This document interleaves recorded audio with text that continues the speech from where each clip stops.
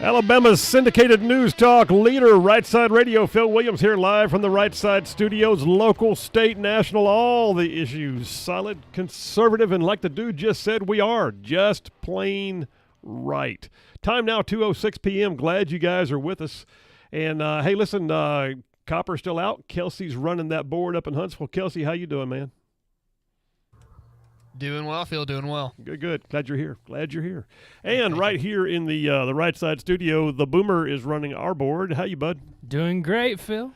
Hey, and by the way, folks, in case you listened to the show yesterday and thought, wait a minute, does that sound familiar? It probably did. So, yeah, we had Charlene and I had a funeral out of town that we had to be at, and so yesterday was a playback of a previous show. But we are live today, so thank you all for your patience, and we appreciate the opportunity to be back with you.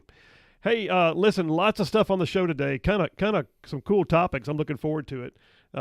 Kelsey, you get that triple dipper sound effect ready. And I'll tell you guys this, one of my favorite things that we do every single week, the Grand Council with my friends Jeff Poor and Dale Jackson, where we literally sit there and ping each other with questions. We go back and forth. Sometimes we agree, sometimes we disagree. But the cool thing is I usually walk away going, I wish I had said it that way. So that's what I get out of it. But anyway, yeah, Grand Council at 3:30 today. You're going to want to hear that. In the meantime, triple dipper sound effect. Kelsey, hit it. The Triple Dipper. 3 stories you've got to know. All right, the Triple Dipper. 3 stories, 3 themes, if you will, that we're going to run today's show on. Number 1, I'm calling it the Green Raw Deal. Yeah, we got to check in on that once in a while. Well, the news is full right now. The Green Raw Deal. I mean, this is not a new deal. This is a raw deal. Change 2 of those letters, you get a new word. So, yeah, the Green Raw Deal, we'll talk about that because apparently they're all in for you guys having pain. That's important to them. But, yeah, the Green Raw Deal, number 1 on the Triple Dipper. Number 2, I'm calling it the Blue City Blues. So I wrote a piece 6-8 months ago. I call it A Tale of Two Cities. At the funeral we were at yesterday, one of my family members reminded me of it, and I went back and looked. And then I began to realize how many current news stories there are about people that are literally leaving cities run by liberal Democrats to go to places being run by conservative Republicans. It's happening. Well, they got the Blue City Blues, all right? So we're doing that. Number 1, I'm refreshing some of that stuff that came off that Tale of Two Cities, which, by the way, was Birmingham versus Huntsville. Birmingham has the most liberal leadership in the state, some in the southeast, and they want to claim they got it going on, but yet they're losing population. But just to their north, there's Huntsville. Huntsville growing like a weed, man. And so, yeah, A Tale of Two Cities. We'll talk about it. All right, and then number 3 on the Triple Dipper, I'm calling it Good Guys with Guns. Good guys with guns. I've got, my usual trolls on social media that they like, okay, but yeah, the 400 officers in Uvalde didn't do anything. Were they good guys? They were good guys who apparently didn't know what to do and had bad leadership. I got nothing to say there. I mean, I don't know how do you explain it. What I do know is this. What we just saw in a shopping mall in Indianapolis was a kid who was 22 years old with a concealed carry permit. He took out a bad guy who killed 3 people. Within several seconds of the bad guy opening fire, he pulled his concealed carry, and he took the guy out with multiple shots from like 30 or 40 yards away. So, yeah, we'll talk about that. Good guys with guns, number 3 in the Triple Dipper. And like I said, then we got the Grand Council at 3:30. Good show laid on for you. But, hey, listen, I always open the show with my monologue, right? Okay, here's the deal. True confession here. You ready? You're going to learn something new about Phil Williams. I am a self-professed spice weenie. I don't enjoy spicy hot. Boomer's giving me the look. I don't enjoy spicy foods. Never have. All my life. I mean, a little extra kick in the salsa is okay, but I'm just not a fan having to fight with my food. You know what I'm saying? I mean, not that I'm Mr. Bland when it comes to eating. Far from it. Sweet, savory, a dash of pepper, all good. But I don't go for the same level of freak show hot that I see some people daring themselves to eat. So I've got no built-up tolerance to spicy hot as a result. No calluses on my tongue. As a result of that, though, I can break out in a mild sweat under my eyes just eating cracked pepper potato chips, which I do like, by the way. I remember guys in various troop units that I was in who had always went to the field. They brought their own bottle of Tabasco sauce. Not me. Just give me some salt and I'm done. I had a buddy whose mutual friend collected rare hot sauces, and he kept them in a special rack on the wall of his office. Well, one of the other guys in that office thought he was big stuff. He came in, he asked which one was the most searing hot taste bud cauterizer in the whole collection. I won't say the name of it because it's rather inappropriate, but when he got the word on the right one, he brazenly grabbed the bottle, took it off, dabbed some onto his hand, and commenced to lick it right out of his own palm, and promptly went to the floor gasping for air. Who does that? Better question, does anyone do that? And here's the other question, who makes that stuff and why? Well, listen, so inside story here. Some years ago, we took a family vacation cruise in the Gulf of Mexico. We docked for a day outing in Cozumel. We spent the day seeing the sights. We had a great time. We went to a large open-air restaurant for lunch, and not long after we sat down, the waiter brought out some tortilla chips and a bowl of something green, like almost neon green. And he looked at us in broken English, and he just said, hot, hot, hot. And he, well, you know, how many times back in the U.S. have any of us gone to a Mexican restaurant, and soon after sitting down, someone brings you a basket of tortilla chips and some salsa? It's ubiquitous. It's part of what happens, right? But this was different. This was hot sauce made in the mothership of all hot sauces. And it didn't look normal. But my kids, who were, you know, in their, like somewhere around 12 and 9, something like that, my kids immediately reached for the chips, and they were eyeing that liquid green, and the parental instinct kicked in. So I said, hang on, y'all. Let me try it first. It might really be hot. You better let me test it for you. Oh, Dad, you don't even like spicy stuff. I mean, they know me. It's a fact. But I'm Dad. So I bowed up to step into the lion's den and see what was what. So without a moment's hesitation, with little regard for my own safety, I took a chip from the basket, dipped it into the green stew steaming in the innocuous little bowl. And what happened next is a bit of a blur. I think I kept my vision, even though my eyeballs began to sweat, which I didn't know could be a thing. I definitely could not talk. My tongue had lost function. In fact, looking back, I believe it might have been less painful if I had just chosen to nail my tongue to the table. Just nailed my tongue to the table. I just sat there making strange blowing noises while my kids stared at me, and I slowly reached out and moved the green devil sauce away from my children. No kidding. Ask one of them about it. I'm sure they remember. Meanwhile, Charlene, who had stepped away for a minute, came back to the table to see me sweltering from the internal combustion. And I remember us questioning among ourselves why anyone would even put something like that on the table. I mean, really. Why was that okay? I mean, sure, I'm a spice weenie, but that was like green kryptonite in a bowl. But there's no way that restaurant didn't know what the reactions would be. I mean, I can't help but suspect that either A, they didn't care, or B, they got a good laugh and a few videos off of it. But Charlene and I, we really asked between us, why anyone would put something like that out there, knowing full well what the results would be. All right. A lot of times I tell a story and I flip the script. Well, here we go. Let me flip the script. Liberals who are pushing the Green New Deal right now, they are just like waiters who push green hot sauce. They don't care about the results. They don't care about the pain. They don't care about the risk. They just want their green stuff consumed by you and me, period. They put it out there with little to no warning, and they act surprised when the consumer is not happy. They just drop it and run and hope no one will ask questions. The Green New Deal activists, they're just like hot sauce liberals, in my opinion. I mean, think about it. In recent days, President Biden has said that the pain at the pump right now is a, quote, necessary part of the transition. Pete Buttigieg said it's well known that the current electrical grid infrastructure cannot sustain the push to reach Biden's electrical vehicles goals of 50% total usage by 2030. The Biden administration nonetheless wants us to believe that it was okay when he recently authorized the use of the National Defense Authorization Act to do what? To build solar panels and to buy solar panels with government contracts. Why is the federal government in the business of corporate welfare with our tax dollars to underwrite the solar panel industry? Short answer, because solar is not fully viable and therefore must be subsidized by you and I. More pain for our wallet, if you know what I mean. I mean, the same is true for all versions of so-called renewable green energy sources. They are capable of power generation, sure, but in limited capacities. So what's the alternative?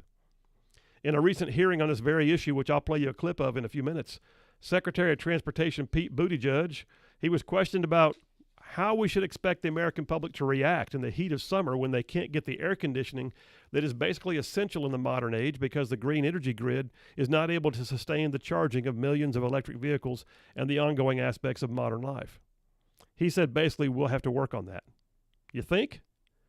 I mean, already we're hearing industry experts threaten the possibility of blackouts and brownouts based on grid capacity in certain parts of the country now. And if we mandate electric vehicles, mandate them, they all get plugged in overnight, typically, while people charge them up to drive to work the next day. And that raises the grid's output levels during the time that it usually is at its lowest. Knowledgeable fact finders say the cost of charging one electric vehicle overnight is the equivalent energy of 65 pounds of coal at one of the coal-fired plants that keeps most of our grid going. But the Green New Deal pushers, they don't care. The pain that we feel is just part of the process for them, part of the forced transition that we did not ask for. And much like the hot sauce guy at the restaurant, they just drop their plans into place with little to no warning, and they look surprised when people express their great discomfort and displeasure. The pain is necessary, they say. The consumers have to get over it, they say. Just a bunch of hot sauce liberals, I say. And that's a wrap for the Rightside Way. Well, there you have it. Hot sauce liberals. Kelsey, go ahead and move us to a break, man. But listen, that's the deal. They drop that into place. They drop it into place, and they pretend there ain't nothing there, nothing to worry about, nothing to see here. Go ahead. Dip that chip right on in. No big deal. Burn your tongue when the lights go out. The Green New Deal, the Green Raw Deal. We'll talk about it more in a few minutes. But yeah, the way they are pushing this right now, it's like they've got some kind of strange fascination with watching the rest of us have pain. Phil Williams, Rightside Radio. Y'all stay tuned. We got plenty more.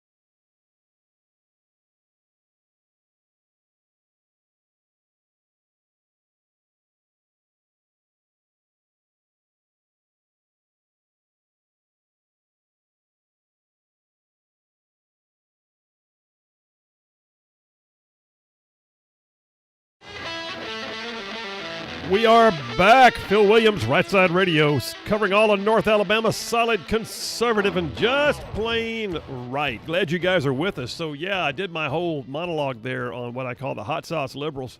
I already got a couple of texts and tweets on that, so thank you for those of you who listen. But that's the deal, man. And I'm going to be taking that one straight into our first segment of the Triple Dipper here in a few minutes, calling it the Green Raw Deal. So you're going to want to hang tight and get that one. Let me tell you a couple things that are happening right now. I got a bit of breaking news that I'll tell you about, but also want to tell you some things about Rightside Radio in general, just so you know. Rightside Radio is a separate entity unto itself, all right? And we bring the show to the stations, if you will. And it's been a blessing. And the idea now that we are syndicated across half the state is very cool. I mean, technically, we're broadcasting right now from roughly Clinton to the Tennessee line, from Tuscaloosa over to Gadsden. So what an honor. But all that to say, there's a whole lot of stuff on our website you might want to check out, especially if you're just getting used to who we are. So rightsideradio.org, that's our website, rightsideradio.org. Anywhere in the whole wide world, go to the World Wide Web, click on rightsideradio.org. You can find our stuff, to include, no matter where you are in the world, if you're outside the AM/FM capabilities of our broad stations, you can still go to the Listen Live option on our website and check it out. You can listen anywhere. We have people that call in all the time. I was in Kentucky for that family gathering, the funeral we went to just yesterday. And literally, had folks saying, "Hey, we listened to the show. Hey, we read your stuff." Wow! So that, how cool is that? But yeah, rightsideradio.org's got the Listen Live option on it. It's also got the live streaming. So yeah, when you hear me getting animated, you can watch me get animated, I guess, if you want to. I got a face made for radio, but nonetheless, we are live streaming the show. Multi-cameras here in the Rightside studio. So I guess you can catch me at all angles. Is that the way it works, Boomer? You can catch me at all angles, I suppose, and just every angle. Every angle. All the man. good ones. Good. I hate for you to get my bad side. Don't get on my bad side, Boomer. It's never good. Never good. Yeah. Don't want to do that. No. All right. Yeah, but Boomer's running the tech, and he's got us wired for sound and wired for apparently video. On top of that, there's other things on there. I do write a weekly op-ed. Most recently came out Monday, and all of those are also posted on there. And things like the Rightside store. I mean, if you want a Rightside coffee mug, if you want a Rightside T-shirt, if you want some Rightside socks, we got them, man. All of the Rightside store, all of which is available right there on the website.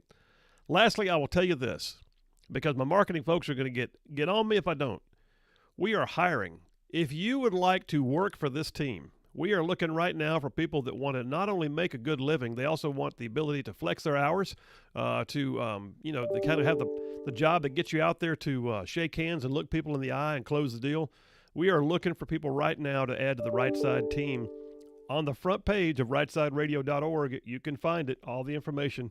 We would love to talk to you because we're in hiring mode right this very minute.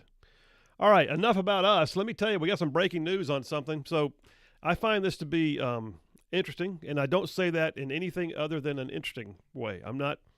This is not demeaning. President Biden has COVID. That was just announced in the last hour. So breaking news on that. They already had a White House briefing. And President Biden has already done a little video where he's told the world, don't worry, I've only got mild symptoms. Apparently he's working by Zoom. I don't know how many times. So, Boomer, did he say, by the way, how many times he's been vaccinated and boosted? I didn't hear that part. I don't think so. I mean, I actually stopped listening after it said I got vaccinated, boosted like 3 times. Yeah. It just kept going on and on. I even did a fist bump with the Saudi prince, and I still caught it. Exactly. Go figure. All right. Figure. Well, anyway. Well, the president of the United States does have COVID. You remember President Trump had it. President Trump had it. He also, by the way, he allowed doctors to apply whatever necessary medical regimens they felt were important. So he had the monoclonal antibodies, if I recall. He had ivermectin. And like 3 days later, that man was out there on a stage shucking and jiving with a crowd of 30,000. So we'll see how Biden handles this. You know, the Biden administration has been loath to admit that any other treatments have any applicability in the fight against this insidious sickness called COVID. I also find this to be ironic. In the midst of the briefing, Of course, he was asked, where did he catch it? Where did he get COVID? From whom did he contract it? The White House physician's response was, it doesn't matter where he got it. Now, I find that to be not only deeply ironic, but somewhat insulting, because how many times in the last 2.5 to 3 years have we been told contract tracing? And universities are making you pick up the app, the app that you have to keep on your phone so your students can do contract tracing and they can see where your movements are going. I mean, this has been their mantra. This has been the control of the flow. This has been the you're not even a good citizen. I mean, Biden even said the unvaccinated are causing the deaths of millions. This is the administration that blamed people, harangued people, asked for people to lose their jobs on the vaccination issue, and has literally made people's lives miserable with the manner or the lack of a manner in which they handled the COVID pandemic. And now that we are in endemic phase, it's not important where he got it. Don't you think that, since we were told we had to go notify everybody we've been around for the last 5 days when we caught it, don't you think it's important for us to know where he caught it? Well, I'm sure it's a HIPAA law violation. Oh, I'm sorry. Is HIPAA law back into play? Because we've not been allowed to have the benefit of HIPAA law for the last 3 years because we had to tell everybody our vaccine status. We weren't allowed to go to concerts. We didn't have the right pass. We had to pass state laws to protect people. But, it's not important to where the president got it. Well, surely it wasn't from that fist bump with the Saudi prince. How about that? All right, folks. Phil Williams, Rightside Radio, coming right back with the Green Raw Deal. Y'all stay tuned. We'll be right back.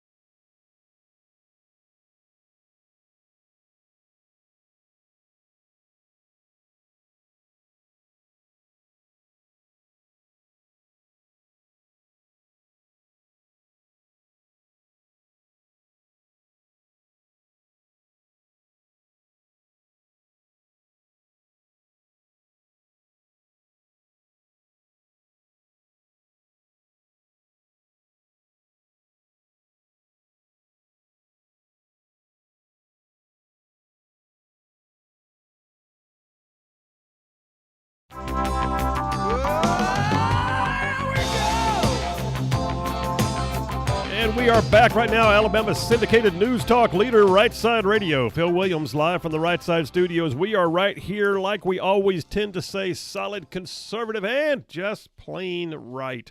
Hey, Kelsey, do me a favor, man. Get clip 1 ready, please. Just write it on the board whenever you got it and you're good to go. So here's the deal.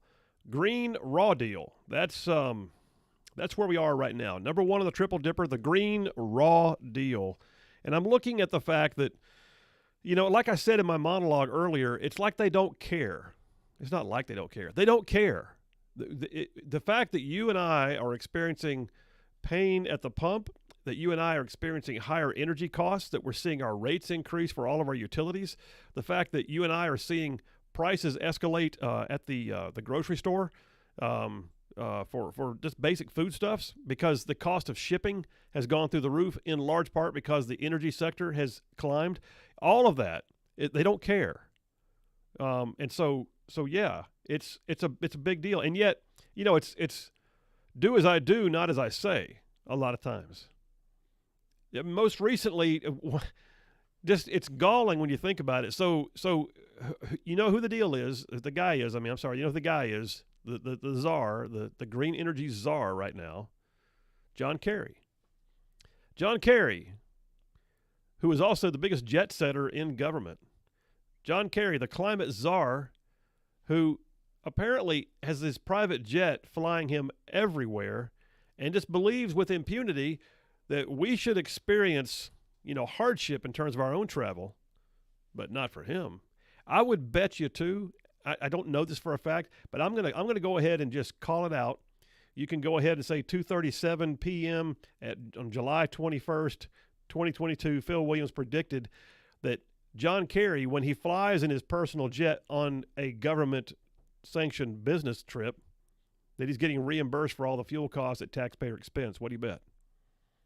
Well, let's talk about his jet for a minute. What does this Green Raw Deal mean to him? I mean, what is he foisting upon us? I'll tell you what, Kelsey, clip 1. Go ahead and play clip 1 if you would, please. Today in the Commonwealth of Massachusetts, President Biden set to address climate change, which he sees as a major threat to America. It comes while his very own climate czar, John Kerry, faces backlash as his family's private jet is put to very good use. Records show Kerry's Gulfstream made 48 trips since Biden took office, emitting more than 300 metric tons of carbon, which, of course, he would frown on, except it's his jet. Fox News contributor Douglas All right, you can stop it there, Kelsey. So just sort of laying it out there, on the lower shelf here. Just putting it out there where all the baby goats can eat it is that they don't care. This is a thing that they think is cool, and it's virtue signaling. It's an opportunity for them to look like they're doing something. And yet, at the same time, they don't follow their own advice. How many times, and I get it, he's president of the United States, and so the nuclear football, the communications gear, the security, all aspects of his life, if any one of us were president of the United States, we would have to and want to have the same assets available. We'd need it. It's part of the job. It's part of the gig. And yet, stop and think about it. How many times has President Biden gassed up Air Force One for the short hop to Delaware for another weekend off? 3- and 4-day weekends have become the norm at the Biden White House for him. Every single one of them requires an exponential amount of logistics, all of which has its carbon footprint. But you know what? It's important. He's an important person. He's got to do that. You can't go to Camp David, sir. You can't go just maybe spend the weekend kind of with your feet up in the West Wing's living quarters. You can't do that. I mean, so it's literally gotten to the point that he is vacationing every week, but every time he does, they fuel up Air Force One. And it's just part of it. And we just have to live with it. In the meantime, the Green Raw Deal is still being perpetrated upon us. Story here from Fox dated July 15th. You will be glad to know that once again, Republicans in D.C. have been saved by one Democrat, Joe Manchin. So July 15th, which is what, Friday? Yeah, this last Friday, Senator Joe Manchin says he won't support climate and tax provisions in a sweeping Democratic bill. So there was a major spending bill that was being pushed by the Biden administration, pushed by Schumer and Pelosi, trying to get all kinds of, they call it a reconciliation bill, which means they were going to bypass the filibuster if they could get the simple majority to vote on bypassing the filibuster. They were going to go straight to another major spending opportunity, which was going to include huge green energy provisions. But Manchin, it says, and his staff told Senate Majority Leader Chuck Schumer unequivocally on Thursday of last week that he is only willing to support a reconciliation bill in August that includes provisions to lower prescription drug prices and a 2-year extension of the Affordable Care Act, Obamacare. I mean, I don't like those either, but I still look at it and go, well, that's, at least he scaled them down. And Manchin was explicit that he won't support a bill before the midterms with any provisions on energy and climate or closing tax loopholes. So despite his support for those things in other months of negotiations. Here's his quote. You ready? Manchin spokesperson came out and said, political headlines are of no value to the millions of Americans struggling to afford groceries and gas as inflation soars to 9.1%. Senator Manchin believes it's time for leaders to put aside political agendas, reevaluate, and adjust to the economic realities the country faces, and to avoid taking steps that add fuel to the inflation fire. Well, all right, so that happened last Friday. And yet, you know, not to be, you know, quelled forever, the Biden administration had to figure out what to do next. Well, what do you do? I mean, what do you do? I mean, how do you work this? Where do you go next when you need the grain raw deal because for some reason it's the most important thing in the world? Well, let me just tell you, by the way, it's not the most important thing in the world. I am sitting here right now. I had to do some searching to find it. I can't rattle the paper on this one because I got it online. But on my screen right now, I've got a poll done by the New York Times that came out just, let's see when this came out. Just the last few days. Yep, sure did. The last few days. And so the New York Times poll polled its readers in a bipartisan fashion, by the way, although I'm not sure how many of their readers are Republicans. It says just 1% of voters in a recent New York Times Siena College poll named climate change as the most important issue facing the country. Far behind worries about inflation and the economy. Even among voters under 30, it says, the group thought to be the most energized by the issue, that figure was no more than 3%. So here's the deal. This is being touted as the existential crisis of our lifetime right now. We are being told on a daily basis by the Biden administration that climate change is the most important and galvanizing topic that they can deal with. All other matters are set aside in order to pursue the green raw deal. And yet the polling shows only 1% of American voters would agree with that sentiment. 1%. So they are pursuing something at the expense of the 99 to go after the 1. And that is, you know, that is not what we need right now in terms of leadership in D.C. Just trucking along, man. So what happened? So yesterday, another story off Fox. Biden announces executive actions on climate crisis, focuses on extreme heat and boosting offshore wind. So what did he do? Well, not to be, you know, held up by one of the co-equal branches of government, President Biden decided to go make a press conference at the feet of a former coal plant in, where were they? Massachusetts, I believe. Yep, Massachusetts. Yeah. And it says he did this because he's taking executive action because Joe Manchin was standing in the way of his climate agenda in Congress. Thank you, Joe Manchin. Says he gave the speech and he says, basically, he says, this is an emergency, and I will look at it that way, Biden said. I said last week, I'll say it again loud and clear.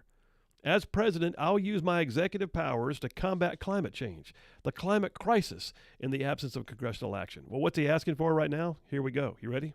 Here's the shopping list of things he thinks he can do with his pen and his phone. He says, included in the executive actions is an effort to, you ready for this? Tell me what this means.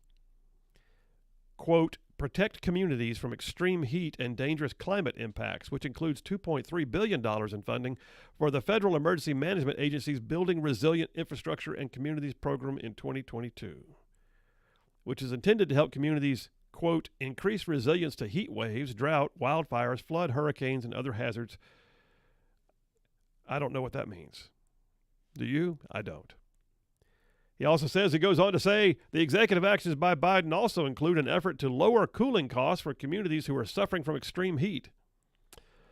Okay. How do you do that? You gonna pass out air conditioners? Are you going to increase the power supply to the area? Because you're not going to do it by downsizing the coal plants. You're not going to do it by not agreeing to authorize the construction of nuclear. Additionally, the Biden administration will consider potential wind power projects in the Gulf of Mexico. Yay. Which are being proposed off the coast of Galveston, Texas, and off the coast of Lake Charles, Louisiana. The White House estimates these projects have the power to potential power of over 3 million homes with clean energy. Okay. Biden is also directing the Secretary of Interior to advance clean energy development off the coasts of Florida, Georgia, South Carolina, and North Carolina to ensure these southeast states will be able to benefit from good-paying jobs in the burgeoning offshore wind industry. Okay. So, all right. There was talk, and he hasn't done it yet. There was talk that the president was going to go ahead and not only name this an emergency in words, but also declare it an emergency under the executive authorities authorized for him in actual emergencies. That would give him the authority then to redirect funds that have currently been appropriated by Congress for one thing into another. That would give him the authority to direct industry to do certain things that they wouldn't have done otherwise. That would give him the authority to bypass state laws in order to get things done. He didn't do that yet, although some believe that may still be coming. All right, more on the Green Raw deal. Kelsey, go ahead and take us to a break, man. We'll take this break right now. We'll come back. I will continue to regale you with the level of research and knowledge that Rightside Radio puts into presenting its Triple Dipper. And this one is on the Green Raw deal. Phil Williams, Rightside Radio. Solid, conservative, and by golly, just plain right. We'll be right back.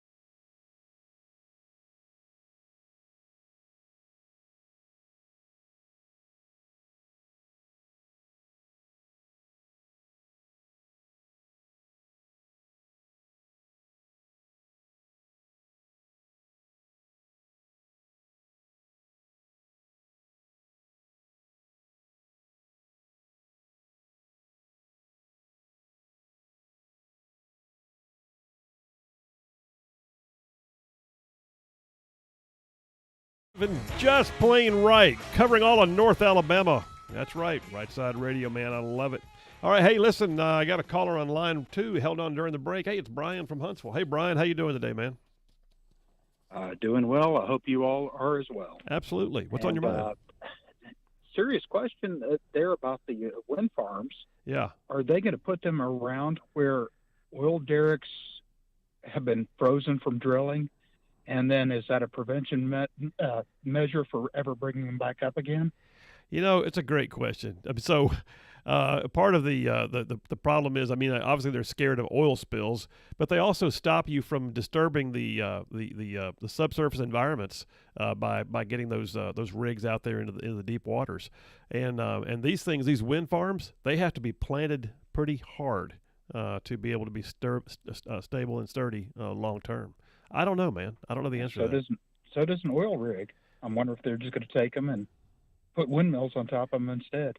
You know, who knows? But I look at some of the ones they've built offshore, you know, like up around Nantucket and that kind of area. I don't know. The whole thing is, to me, is a little bit ludicrous because the technology, while it does generate power, it is not sustainable as a replacement to the coal and nuclear grids that we have right now. Not at all. Well, light side really fast, which would be, did Joe Biden give the Saudi crown prince COVID when he fist bumped? Well, I don't know. Y'all I mean, have a good one. it was a fist bump. So, thanks, Brian. Appreciate you. So, yeah, Brian brings up a great question. So I guess it's okay to destroy the subsurface reefs and habitats to plant a windmill, but not to plant an oil rig. I don't know. You know, the hypocrisy runs so deep that you just wonder, do they think it through? Do they think we're not going to ask these questions? I mean, does it really? Well, I'll tell you what. Speaking of questions, and Kelsey, I see you've got it highlighted. I assume that means that clip 2 is ready. If it's not, you just like scream in the mic. But I'm assuming it's ready. But here's the deal. So Pete Buttigieg was testifying before Congress just recently, and Representative Thomas Massey is a certified genius. And I don't say that because I admire the fact that he is willing to take stands. I say that because he's an MIT graduate and he knows his stuff. So townhall.com has got an article that came out yesterday, but it had an accompanying audio.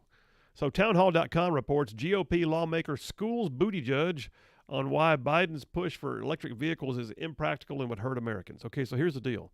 In case you didn't know, President Biden has signed an executive order that says that we will be at 50% of all vehicles in the U.S. would be electric by 2030. Now, oh, by the way, that's only 7.5 years from now. So in 7.5 years, half the vehicles on the road are going to be electric. Did you know that? That's the aspiration. Boomer's giving me the look, man. Boomer, are you going to now, you and I are both truck guys. Trucks. Yeah.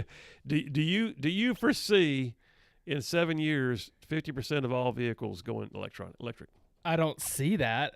I mean, I guess that's what your paper says. But that's what Biden's paper says. That's what Biden's paper says. My paper. Sorry, I just laughed. My paper just says that Biden's paper says that. That's what I meant. Biden's paper that you're reading. Do you think they actually have a plan? And this is 20 questions time here. But do you think they actually have a plan to make that happen?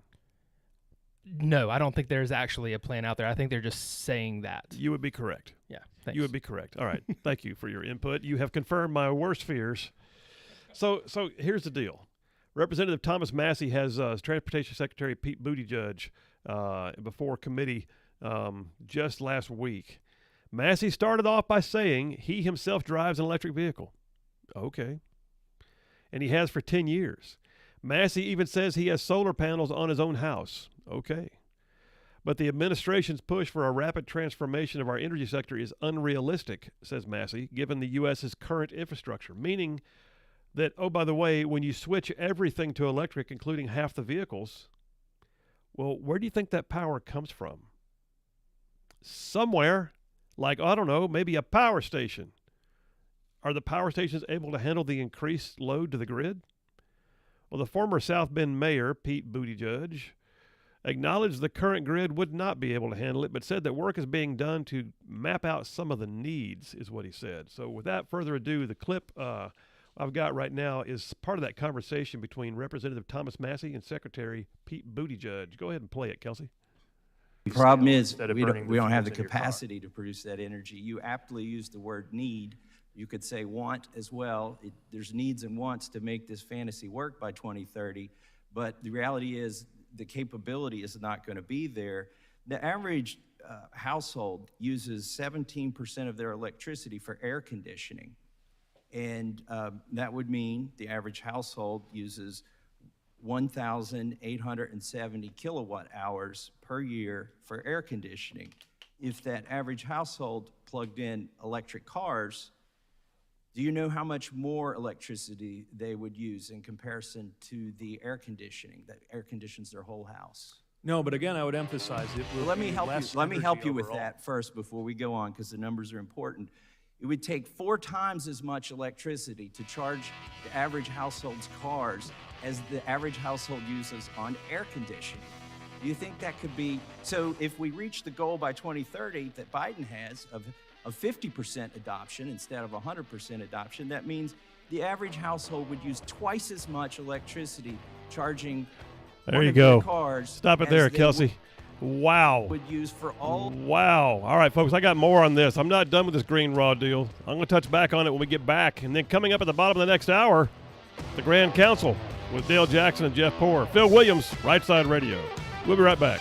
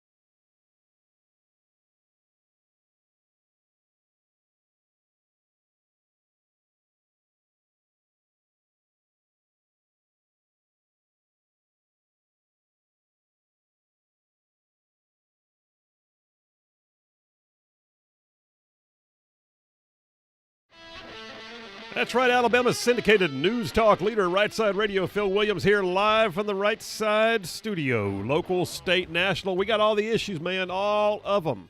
And we're solid, conservative, and like the dude just said, just plain right. All right. Hey, Kelsey, I tell you what, I put a message on the board for you. Brother, go ahead and get that clip we did with Representative Massey and Buttigieg. Get that one up again for me and highlight it when you're good. Because I had some listeners tell me that, and it was my fault, I timed it too close to the end of the hour. The outro music kicks in automatically. You can't do a thing about it. But so when the bump music starts playing, it was hard to hear what the conversation was, and it was so good that I don't want to lose it for this segment. So we're going to play that again. Kelsey, you just highlight it when you're good.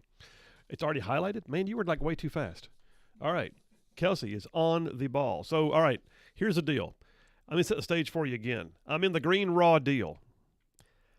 Buttigieg can't answer the questions to the satisfaction of Representative Thomas Massey, who happens to also be an MIT graduate who knows a little something about something, you know what I'm saying? So Buttigieg is talking Green New Deal, Green Raw Deal, I'm calling it. Representative Massey is saying, yeah, but, and giving him actual statistics. I mean, so by the way, so I just had Chris from Madison text me, and he pointed out this. He said, if you'll recall, Bernie and AOC's first bill included replacement of buildings and structures nationwide with green rebuilds. God almighty. It didn't pass, he says. Now the new buzzword is called passive cooling. That's structural building thermodynamics to generate airflow and natural cooling. My response to that was, yeah, back in the log cabin days, that's what we called a dog trot, where the air flowed down the middle. That's what that was for. Yeah, and then he sent me a link to an article from 2019 on Breitbart about how Green New Deal's upgrades and require replacements of buildings in the next 10 years. It was ridiculous. He also points out, Chris from Madison did, that the current manufacturing capacity in the United States does not even have the ability to get us to the point where we would have 50% of the cars made to run on the roads that are electric. But that being said, that dialogue we had a minute ago between Representative Thomas Massey and Secretary of Transportation Pete Buttigieg, let's play it again. Go ahead and play it. We don't have the capacity to produce that energy. You aptly used the word need. You could say want as well. There's needs and wants to make this fantasy work by 2030, but the reality is the capability is not going to be there. The average household uses 17% of their electricity for air conditioning. And that would mean the average household uses 1,870 kilowatt hours per year for air conditioning. If that average household plugged in electric cars, do you know how much more electricity they would use in comparison to the air conditioning that air conditions their whole house? No, but again, I would emphasize it will Let me be help less you. Let me help you with overall. that first before we go on, because the numbers are important. It would take 4 times as much electricity to charge the average household's cars as the average household uses on air conditioning. Do you think that could be? So if we reach the goal by 2030 that Biden has of 50% adoption instead of 100% adoption, that means the average household would use twice as much electricity charging one of their cars as they would use for all of the air conditioning that they use for the entire year. Do you think this could contribute to rolling blackouts and brownouts in areas of the country where air conditioning is basically considered essential? Not if we prepare. Look, the fact just stop. Not if we prepare in the next 7 years. In the next 7 years, we're going to rebuild the entire electrical grid infrastructure. It's going to be awesome. Okay. You know how long it takes us to get permits? You know how long it takes us to get the environmentals done on a site prep, to build anything, to put up a garden shed? You know what it takes? And they're going to redo the electrical grid infrastructure. They're going to downgrade the coal-fired plants that power much of the grid now, especially TVA. TVA's got a ton of its generation in coal. And then they're going to up the manufacturing processes to put 50% of the cars on the road are going to be electric. It's going to be awesome. Really? Where are the charging stations going to be? I mean, I just got back from a trip to Kentucky and back. We ran up there for a family funeral, and filling up the car was painful. I mean, I even posted it on Twitter. By the way, you can follow me on Twitter if you want to, @Sin, that's SEN, @Sin Phil Williams. But I just posted this morning with a picture of Biden saying I did that. But it was a picture of the gas pump, one leg of the gas pump, $71 to fill up my truck. $71 to fill up my truck. And I wasn't on empty, by the way. It wasn't like I scooted in on fumes. Even still, $71. Well, but here's the thing. Name me the electric vehicle that I could go ahead and drive to Kentucky and back without having to recharge that sucker. And oh, by the way, how long does it take to recharge that sucker? And oh, by the way, where are the charging stations en route? I remember back in the old days, okay, so Boomer, I'm old. Just for what it's worth, I remember back in the day when AAA would, you didn't have the navigator in your car that told you where the next gas station was. So AAA would actually make you what's called a triptych. You could go to AAA, they would build the triptych for you. It would tell you where every gas station and restaurant was on the route that you wanted to take. I actually remember that. You remember that? Yes, I only remember that because my mom made me learn how to read a map, and she always handed me the AAA maps, those trip tickets, and so I would always read it for her. And they would bind them for you, and you could flip through them and all Yes. that. Yeah. Oh, how about that? Okay, good. Well, I know your mom, and I would expect no less. She's a good woman. And actually, apparently, she didn't trust your dad to read the map. She gave it to you. I don't know how to explain that, but okay. Yeah, I probably would keep her more on track. Okay. Anyway, all said and done, folks, this ain't going to work. Not by 2030. Now, I'm for an all-of-the-above policy. I am not anti-renewable energies. All right? The energy sources that come from wind and solar, if they're viable, okay. And I understand that there are opportunities then also to, put solar panels on your house and reduce your own draw from the grid. It's possible. I get it. And I don't mind somebody having an electric vehicle. I told you I was pretty much admiring the guy that picked us up in an Uber when Charlene and I were on a trip last year, and he was driving a Tesla, but he drives it just around town and pulls it back in the garage at night, charges it up for the next day. He's not taking long trips. What are you going to do if you have that emergency run like we did to go be with family in a difficult situation, and it's out of state? That was put it all together, that was about 13 to 14 hours of driving. You're not going to do it on an EV. You're not under current capabilities. And so what do they have to do then? They have to subsidize it with government tax dollars, which, by the way, means me and you. When they say government pays for it, government subsidizes, that's you and I. That's us. We're paying for it. When they can't build solar wind farms, guess who pays for it? We do. When Biden executes his opportunities to abuse the privileges of the executive branch by declaring another emergency, and he's got the National Defense Authorization Act being used by the federal government to buy solar panels and to increase production of solar panels. Who's paying for that? You and I are. Well, CNBC decided to kind of wear Pete Buttigieg out too. They were having none of it. I've been rather impressed by CNBC lately. I don't know how to take this. I mean, is this the end times? What is happening right now? I don't. Anyway, so Daily Caller reports that CNBC host presses Buttigieg on green energy agenda as Europe struggles.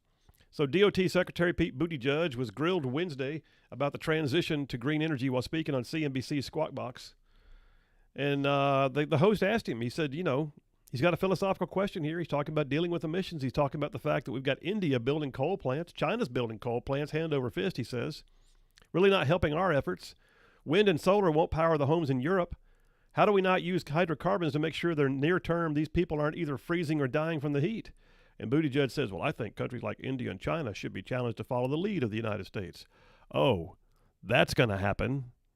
China's going to look over and go, I really wish we could create an unsustainable opportunity for our people too. Why don't we do that? Not going to happen. Hey, line 5, I got a caller on line 5. Let me grab that real quick. Line 5, Michael from Madison. Hey, Michael, how you doing today? Doing all right. So I just wanted to tell you, I'm on my way back from Nashville today in my 2018 Tesla Model S. All right.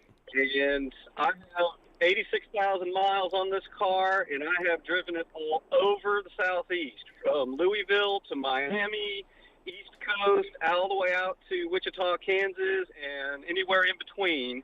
And there's nowhere that I will not road trip this car in North America. The Teslas in particular have supercharger stations all over the country, and the car tells you where you need to go to stop to charge.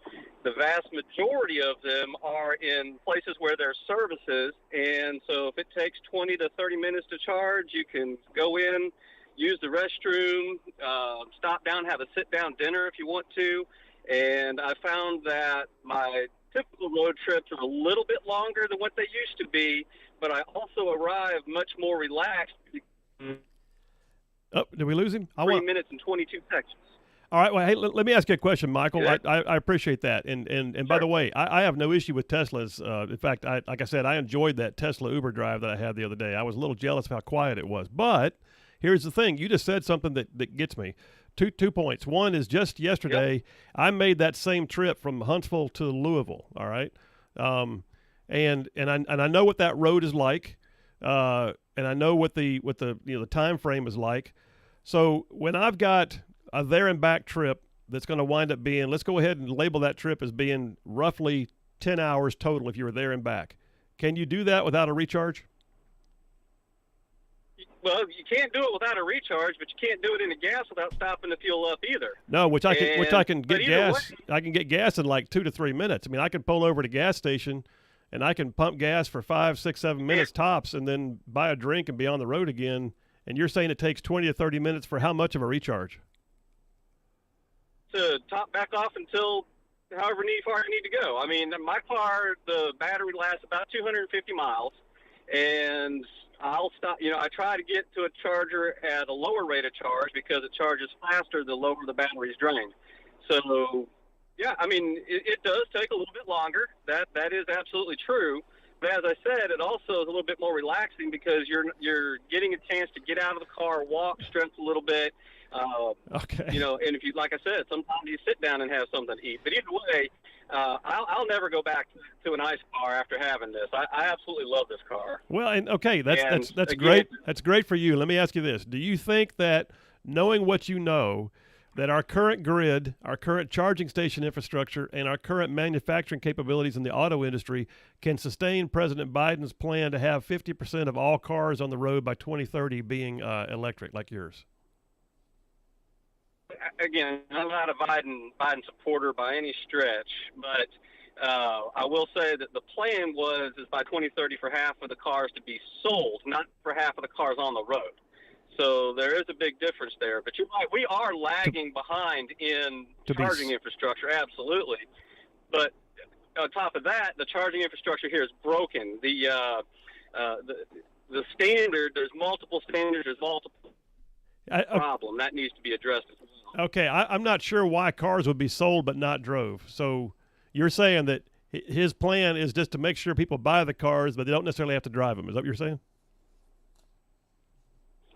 No, I'm saying that from my understanding, his plan is that 50% of new cars sold would be EVs or, whatever. And to me, it's up to the manufacturers to offer compelling options that people want to buy.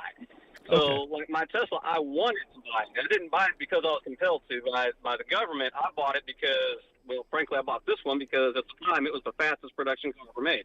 Well, and by the way, Teslas are cool. I mean, and they look cool. But let me ask you this too: how did your Tesla compare to a similar model in a gas combustion engine style car? I mean, in terms of cost of purchase, how much more?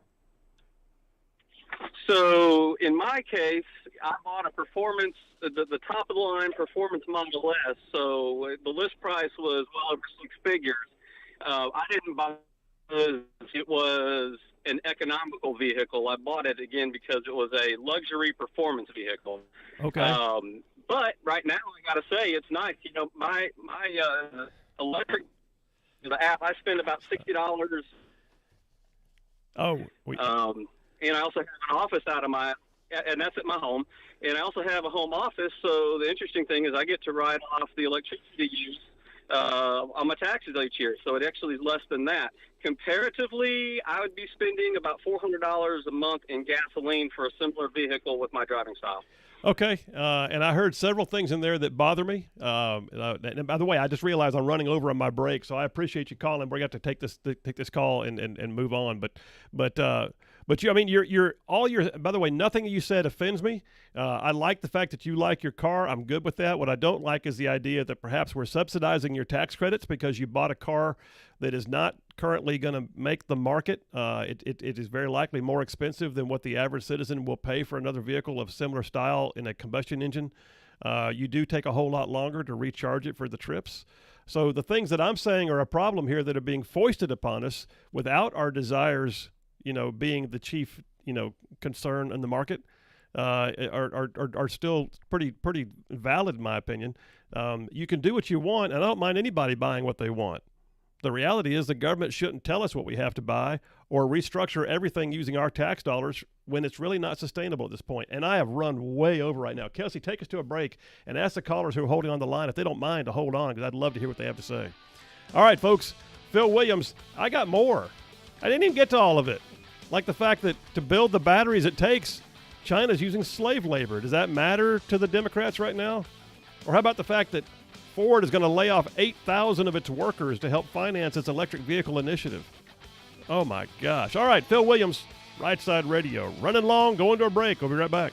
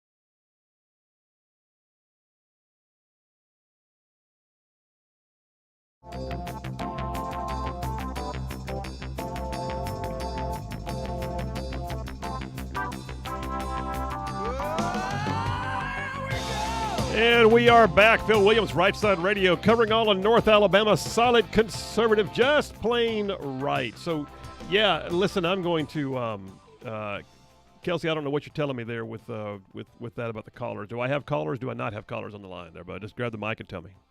Yay, nay? What you got? They're here. One said he may drop off because he has other things he's got to do, but Okay. I'm going to rescreen them. Oh, okay. All right. Well, go ahead and do that and highlight whichever one I got to take first. We have like a minute and a half, so we better do it quick. Hey, folks, listen, by the way, I appreciate callers, and that last call I wanted to run long on because I wanted to make sure I knew what was what, and he didn't talk me off the ledge. I think this Green New Deal is still a green raw deal. I don't mind somebody likes their Tesla, but it's just it's still problematic. Line one, Jerry from Madison. Jerry, thanks for hanging on. We got about a minute. What's on your mind, man? All right. Hey, Phil, thanks for taking my call. So I have a Tesla, and if I had a chance to go back, I wouldn't buy it again. I bought it because it had 7 seats, and the companion hates going to the gas station. So we tried to take a trip to the beach and various other places. Every 2 hours, we have to stop for an hour to charge. Oh, my gosh. We want to get there. We have kids. It's ridiculous. If I could stop somewhere, 15, 20 minutes, get a charge, hit the road, I'm good. I don't need an hour to stretch my legs. That's ridiculous. Yeah. So what I ended up finding is that it's absolutely absurd to drive this car anywhere but locally. Wow. And that's what I did. I went out and I bought a hybrid Volvo that I can plug in and charge at the house. I get a day's trip out of that Volvo on electric. And if I do make a long trip, I get at least 500 miles before I have to stop. I can make it from here to the beach. Yeah. Only stopping once. There you go. All right. Kids are asleep. I'm good to go. I get it, man. This whole electric. Go ahead. No, I said I get it. That makes sense. Hey, listen, my music's playing, brother. This whole electric initiative is ridiculous. I mean, forcing people to buy all electric vehicles now. A hybrid is the only way to go. All right. Man, I got to go, and I appreciate you holding. Thanks so much. And, Kelsey, tell my other caller I appreciate it, but we're going to have to move on and take that break that we got to take. Coming up next, folks, Dale Jackson, Jeff Poore, and me, the Grand Council. Stay tuned. We'll be right back.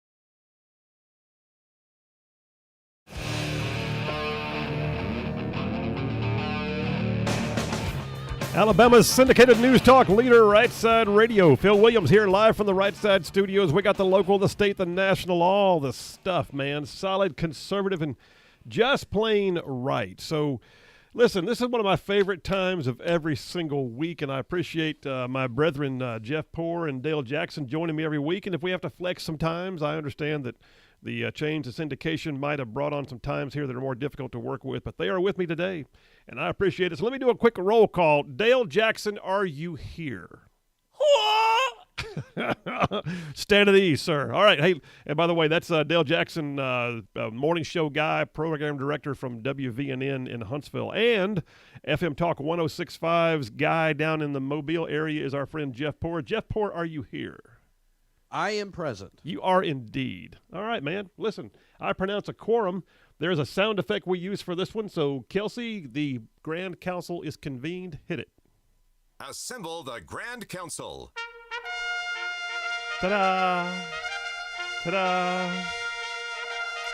Ta-da! All right. Okay, here we go. All right, the Grand Council. You guys know the rules. We ping each other with questions. We see what our different perspectives are. Sometimes we agree. Sometimes we don't. But we always love each other when it's over. So, Jeff Rowe, you first, man. What you got? Let's talk about Biden and the COVID. Oh, man, that's my positive question. Test. Well, that's the low-hanging fruit of the day, Senator. No, and I kind of wonder what it means, if it means anything politically, because I wonder if you're going to see Democrats, the media, the left pivot back toward we need to mask more, we need more forced vaccines, et cetera, if that is the likely reaction or not. Well, obviously, fist bumps with Saudi princes don't work. So we don't know. Here's the thing, by the way. Here's the galling thing about this. Just a little while ago, when they did the press conference on Biden having COVID, the White House physician was asked, where did he get it? And despite several years of us being told to engage in contact tracing and put apps on your phone that talk about where your movements are and make sure everybody around you knows and quarantine yourself, they said it's not important where he got it from. Not important. That's not important where he got it from. Oh, really? So, yeah, you know what? I think they're trying to pivot. I just don't know what's going to work. But Dale Jackson, the man who fussed about, with Dan Bongino about the stuff, what do you got? I went there, didn't I? Oh, my Lord. All right. Well, here's my simple takeaway. Yes, the media is acting very differently than they did with Donald Trump and with us, because when we get COVID, we have a moral failing.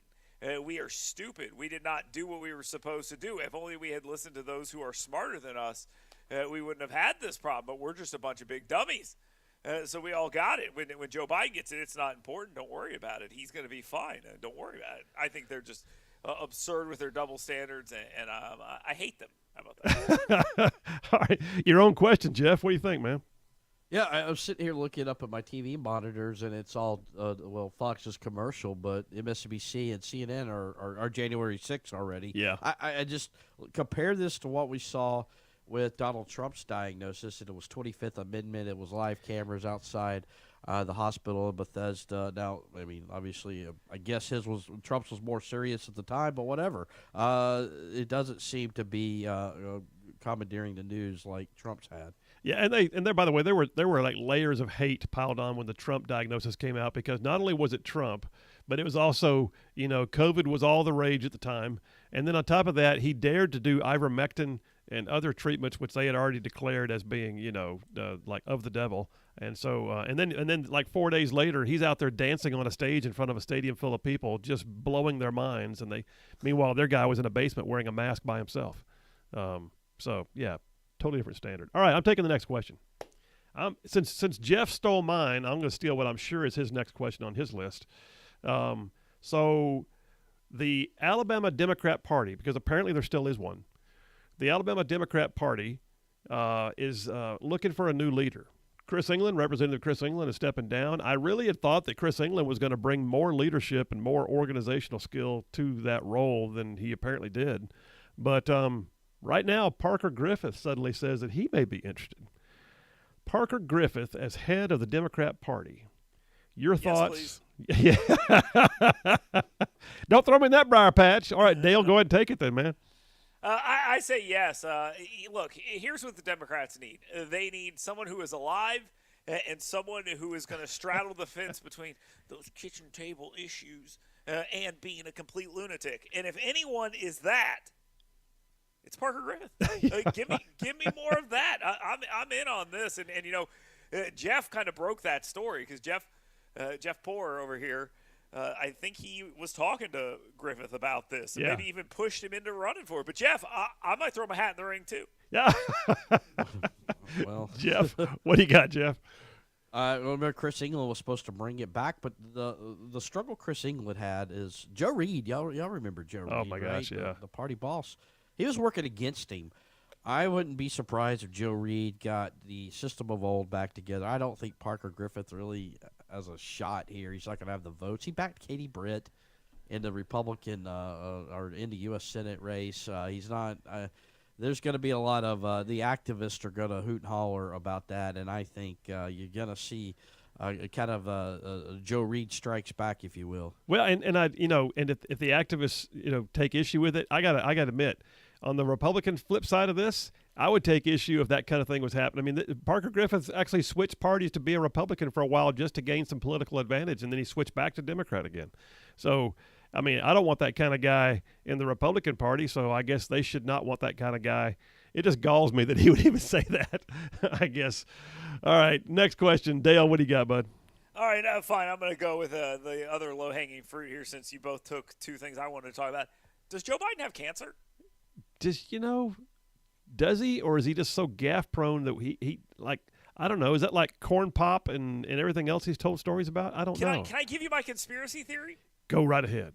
All right, here's my conspiracy theory, everybody. Joe Biden does, in fact, have cancer. And every time he goes to Delaware, he's getting cancer treatment.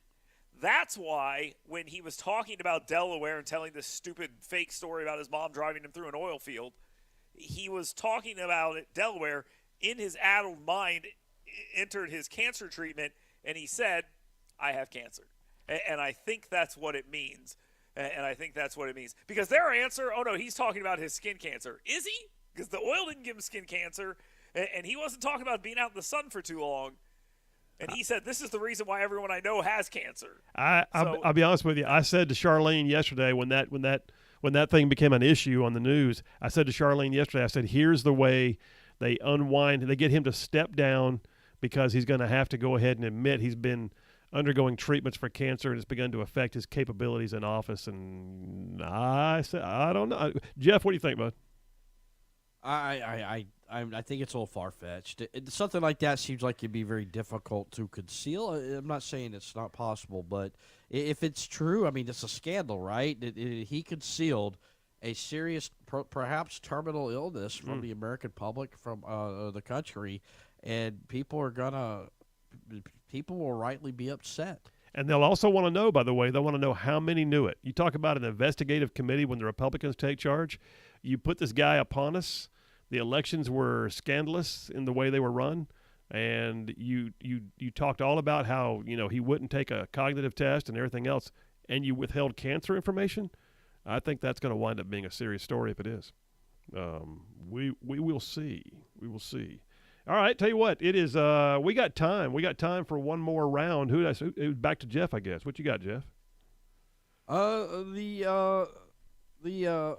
So this may be a question for you, Senator, but the way we do RFPs and the way we do the Medical Cannabis Board is hiring vendors. They're keeping a lot of information concealed from the public. And I kind of got back and forth with Todd Stacy this morning about this. This system, the way we procure vendors in Alabama, it seems ripe for corruption. Everybody says, well, we got to do it this way to keep it from being corrupt because if people know who the vendor is and they may give them the sweetheart deal or whatever. But I wonder how we got here and why the public is allowing this to happen, how this ever happened in the first place, that there's so much secrecy. We saw it with the prisons, right? Now we're seeing it with the Cannabis Commission. What do you think of that? Well, and I tell you who's going to wind up being the expert, and we need to probably reach out to him, is former State Senator Bill Holtzclaw. He chaired, I think he chaired, or at least he was a member of the Senate Contract Review Committee. So when there's a contract with the state of Alabama, we control the power of the purse, and there are times when you can make the wrong senator mad and not get that contract renewed. Well, those contracts have to come up for review. They have to be vetted. They have to have gone through the whole RFP process, which can be onerous, but at the same time, it's supposed to protect citizens from having their money wasted. But you're not supposed to have that level of lack of transparency, if you will, because that helps avoid the sole source contracting that they want to scream that used to happen back in the day. And yet they won't tell who they're contracting with for the can. What kind of contracts are they withholding information on right now, Jeff? Do you know? So these vendors that are going to administrate the way medical marijuana will be tested, the way it is distributed, that there are companies that do this where it's illegal. And when the RFP came out, a bunch of these companies they bid and they wanted to be a part of Alabama's endeavor into this arena. But we're not allowed to know who these companies are because, well, that would taint the process, and that just seems somebody's got to know somewhere because when they send the bid in, they have to open an envelope to tell us who it, or they have to know who it is. It just seems ripe for corruption. Not only that, but you need the watchdogs to be able to say from the outside, we looked into that company, and oh, by the way, they're partially owned by a member of the legislature. You need to have that kind of stuff available to the general public to avoid corruption. Dale? I think you guys have pretty much nailed it. I think this whole thing is kind of a farce on what people think they're getting and what they're actually getting and how they're doing it. So congratulations, medical marijuana people. You got something. So good luck. You got something that we're going to be trying to unwind for years to come is what I imagine. All right, fellers, listen, I'm going to pause it right there. We'll go take a break right now. Kelsey, run us to a break. We'll come right back for round 2 of the Grand Council with Jeff Poor from FM Talk 106.5 down in our coast, and our own Dale Jackson up here in North Alabama at WVNN in Huntsville, and me right here, Rightside Radio. Solid, conservative, and just plain right. We'll be right back.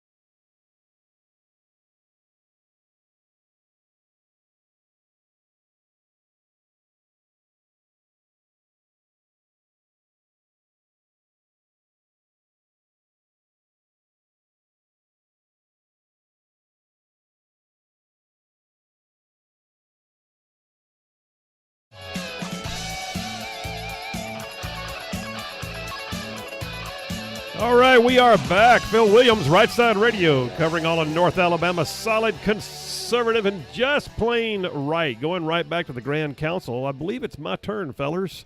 So let me just jump on it. Story off of 1819 News, Green Track. Green Track is removing all of its, I will go ahead and editorialize here and say, illegal/questionable machines. So Green Track got slapped with a $76 million tax liability because, they made windfall monies off of profits off of machines they weren't supposed to have by law, never paid any taxes on it, and now the state of Alabama is saying, hey, pony up. So here's my question. Is Green Track going to be included in the omnibus gambling bill that we expect to come next year? Jeff Rowe? I think so. That's why they agreed to stop with the bingo machines for now. I tell you what, Senator, open an abortion clinic at Green Track or Victoryland. They may not find it there. It seems to be a black hole for law enforcement, and maybe that's the secret here. But I'm surprised these things went on as long as they did. But it does sound to me like now the state's going to have real leverage over Green Track and may use it. Well, Green Track's thumbed their nose at the state for years, and they're just finally getting caught up. Dale Jackson, what you think, bud? Did we lose Dale? Kelsey? Jeff, are you still there? Actually, my fault. I muted myself. I'm sorry. I apologize. I don't do radio all that often. Only 2 shows a day. I apologize. It's only been 15 years. Go ahead. Sorry. I think that they will try to do another thing where they protect him and carve it out, and that's what they've always tried to do, but that's also one of the sticking points here. And I think it's nice to see that they're finally getting a little comeuppance for what they're doing.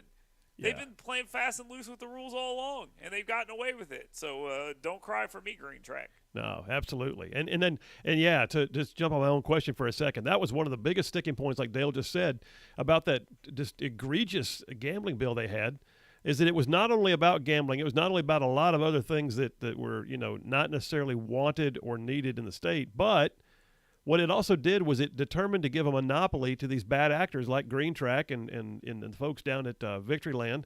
They've been breaking our laws for years, but it was going to write their names into our state constitution as the only ones who could have a casino. Like, why are we going to reward them after years of bad acting? Yep. All right, last question. That would be you, Dale Jackson. What you got, bud? All right, I hate to keep going back to this, but I am going to keep going back to this because I think it is pretty important to do so. Look at what State Representative Anthony Daniels asked KIV for a special session to do the rape and incest stuff. Not go out and say, give us 22 weeks or 13 weeks or even 8 weeks or whatever, just rape and incest exceptions. I get why KIV doesn't want to do this during a special session where she'd have to call it, but I think Anthony Daniels might be onto something with the people, maybe. I don't know that. I guess we're going to find out later on. But was KIV right to terminate that right away? Was she right to do what? Terminate like the request? The idea of a special session. Yeah, I think she was definitely right to terminate the request, or to not even bother, giving the request any credence. That was a political ploy on the part of the Democrats. I think what's going to wind up happening is this: you're going to wind up seeing people drop a bill in, Democrats especially. They're going to drop a bill in to create rape and incest exceptions. But what happens is this: then it's like we've talked about before. They have to unwind one of the strongest pro-life bills in the nation as Republicans, and then the real argument is, we're not stopping anybody from getting an abortion. They can go across state lines and they can do the same thing. So why do we have to change our laws when nothing prevents them from a short drive? If they want to drive from Mobile to the clinic in Tuscaloosa, it's the same as driving over to Florida or Mississippi. This is easy. So why do we have to change our state laws?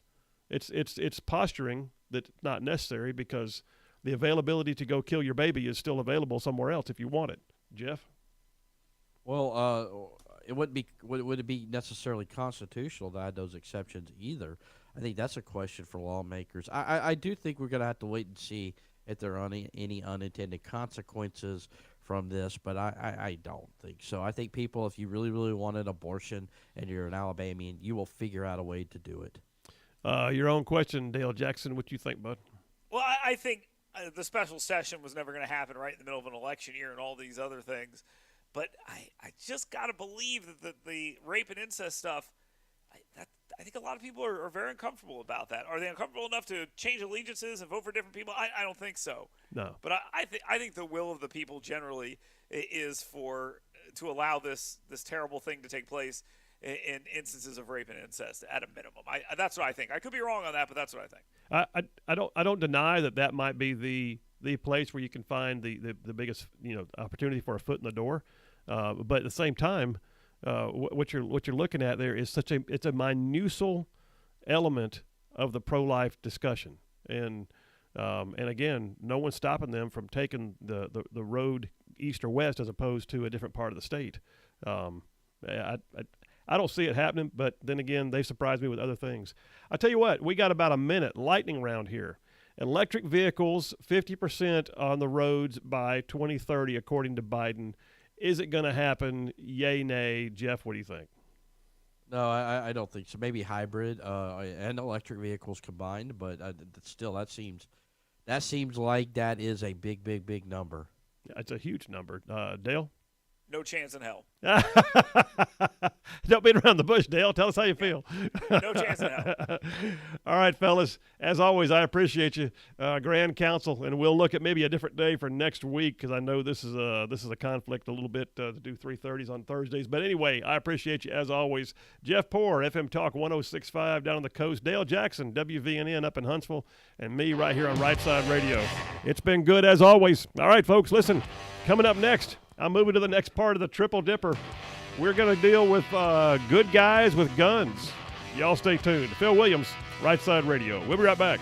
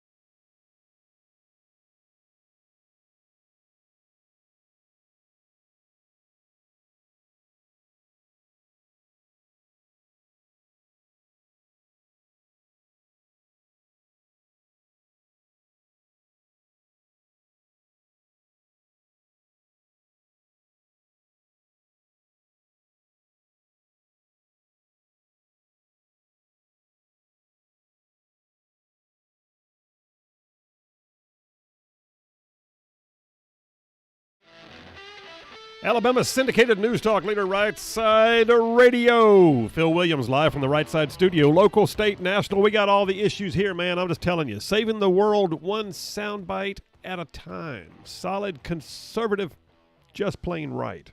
Hey, I'm going to skip ahead, and I'm going to go ahead and jump on the third part of the Triple Dipper. I do that for a reason. The part about Blue City Blues, I may want to save that one for tomorrow. We'll have to wait and see. But for right now, I'm going to move into what I would have had as number 3 on the Triple Dipper, good guys with guns. Good guys with guns. And you are welcome to call in. Love to hear from you. I know I got a bunch of Second Amendment guys and ladies out there in the right side ruffian land. So you are welcome to call in, 866-494-9866. Here's my question for you. Do good guys with guns really stop bad guys with guns? My answer is yes. You are welcome to disagree. I would also like to hear if you've ever had a personal experience where being a concealed carry holder or a gun owner of any kind wound up, going in your personal favor or someone who you know. So anyway, here's the thing. Like this has been a collaborative. So as I developed Good Guy with Guns segment for today's show, I got a text from my wife. I got a text from my brother. So Charlene sent me an article. Don't think that the Second Amendment is safe. The fact that the Biden administration does not always get its way does not mean certain things aren't happening. She sent me a story today. This was on, let me pull it back. I think it was Daily Caller. I'm going back to it right now on the text string. And where'd it go? All right. It was a Daily Caller article. Yep. Daily Caller article up in Delaware. This story just happened over the weekend, apparently.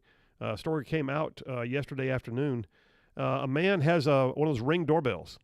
And so the police officers weren't paying attention, not realizing they were on video. But ATF agents showed up at a man's house without a warrant, asking for information on the guns that he had purchased. That's not supposed to happen.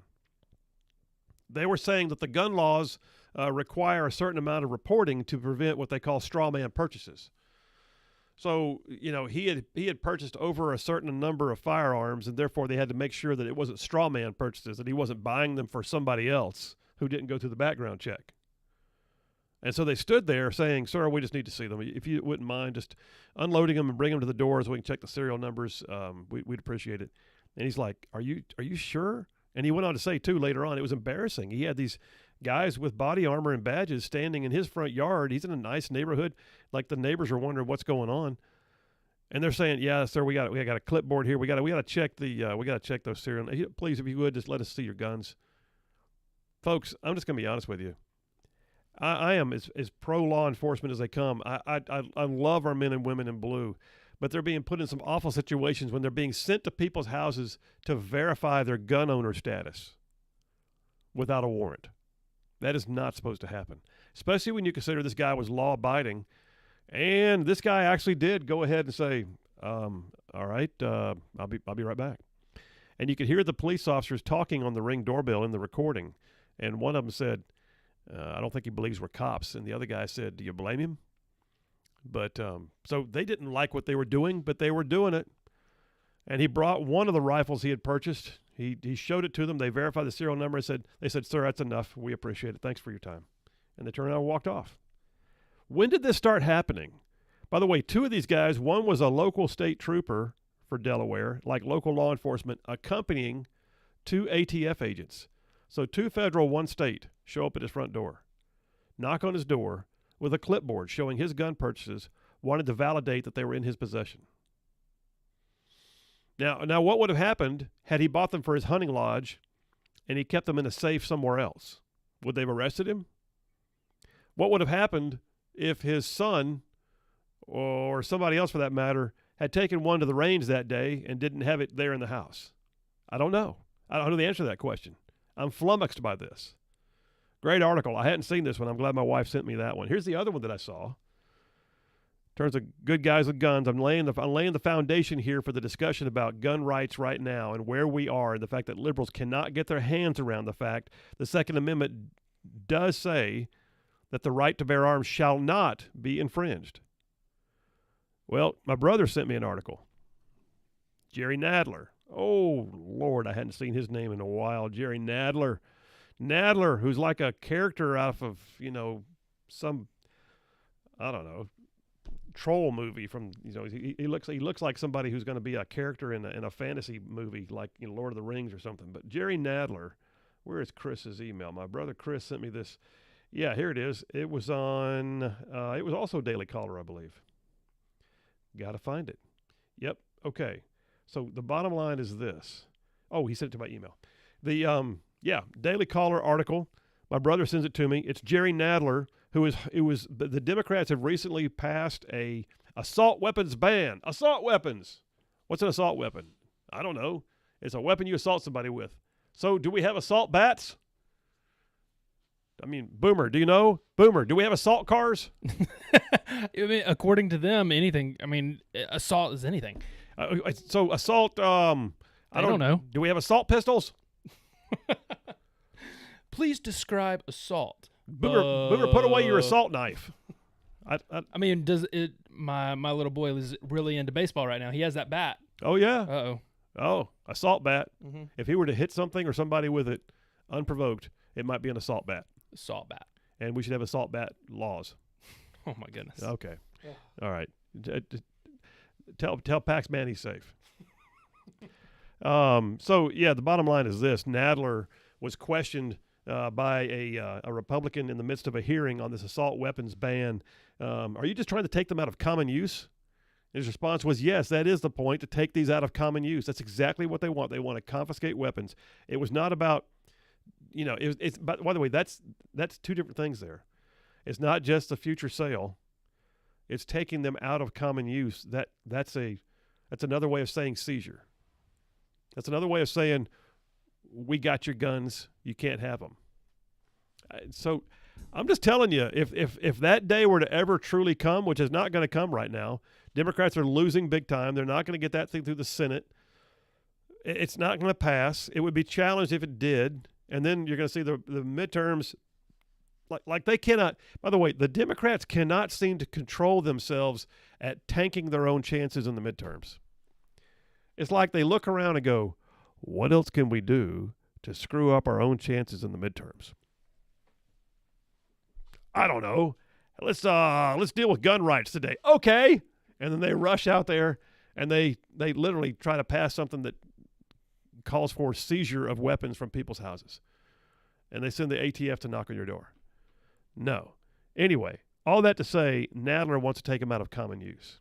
Well, in the meantime, though, the narrative they don't want to deal with is the fact that there are good guys with guns who prevent bad guys with guns from doing things. Love to hear some of your stories, by the way. If you want to call in on this one, 866-494-9866. 866-494-9866. Good guys with guns take out bad guys with guns. Do you think it's possible? You ever experienced that yourself? But the media is downplaying that. Story here off of Fox News. A lot of my stories from Fox today, but the next one I've got is from the Federalist, and this one's from Fox, though. Dated today. Media downplays the Good Samaritan narrative following the Indiana shooting. So to refresh your memory, just a few days ago, just last week actually, in Indiana, in Indianapolis, I believe, Indiana, in a mall. I think they were in the food court. I'm not mistaken, but they were in the food court, I believe. A man with murder on his mind came into a mall. And the man began opening fire. I'm going from memory here, but I think I read that he had 2 other magazines available to him on his person to reload with. He killed 3 people almost immediately. But here's the thing. Literally, within, I want to say seconds, like I think it's 15 seconds. Yeah, here it is in the article. Police say Elisha Dickon, who is only 22 years old, who was a concealed carry permit holder, who was, trained in whatever pistol he was carrying. I don't know what I'd love to know what he was carrying too. But police say Elisha Dickon ended the mass shooting by killing the gunman, saved lives, noting that only about 15 seconds passed from the time the suspect opened fire until he was shot. Now, first of all, I will just tell you this. I've spent enough time with firearms to know that just firing at a stationary target, if you're not overly familiar, can be an uncomfortable process. People have a tendency to react to the firearm. They have a tendency to sort of react in advance of the shot being fired. You squeeze the trigger you jerk the trigger instead of squeezing the trigger. It's hard to gain a shot sight alignment when the target's moving. I don't know what the status was here, but here's what I do know. One report that I read said that within 15 seconds of the murderer opening fire in a crowded mall, that Dickin pulled his firearm and fired 8 shots and hit the guy from 40 yards. I don't, and I saw, by the way, I saw that in one discussion on the 5, I believe it was, Dana Perino said, would he please join the Navy SEALs next? This guy's just, what a kid. So gotta love that. But here's the deal. Left-leaning pundits and journalists, according to this article on Fox, are quick to argue that a legal gun owner halting a mass shooting is a rare occurrence and is not a viable solution to mitigating gun violence. Nobody says that it happens every time. But the fact that it happens sometimes means more lives were saved. I had one troll on social media that I posted this story, and they came back and said, now do the one on the 400 cops who showed up in Uvalde, Texas and did nothing. And my response was, why? What do they have to do with each other? And they said, well, 400 showed up and didn't do anything. And I said, how about we celebrate the ones that were saved by this kid in Indianapolis? Here's an idea. Celebrate when it worked. And by the way, those were police officers who should have known better, and they should have bucked their leadership. But their leadership hosed that situation. So, yeah. In this case, you had a well-motivated and armed citizen who took out a shooter. On Monday night, it says CNN reporter Omar Jimenez brought up statistics from Texas State University rapid response training, which purports that of the 434 active shooter attacks that have occurred in the last 20 years, only 22 ended with an armed bystander neutralizing the shooter. And I say, so what? That's 22 that neutralized a bad guy. How many lives did those 22 save? Do we know? A CNN opinion piece from Tuesday also similarly asserted that the math on armed citizens stopping shooters doesn't quite work. What is there to work? We're not saying that an armed citizenry stops every bad guy. What we're saying is that armed good guys do in fact sometimes stop bad guys, but if you disarm the good guys, those 22 incidents would not have happened. If Dickin had not been armed at the time, how many more would have died in that shopping mall? All right, Kelsey, take us to a break, man. We'll go do this, and we're going to come right back. Listen, y'all, I want to hear your thoughts on this. 866-494-9866. Good guys with guns, bad guys with guns. Your thoughts in general. Call it all in. Phil Williams, Rightside Radio. We'll be right back.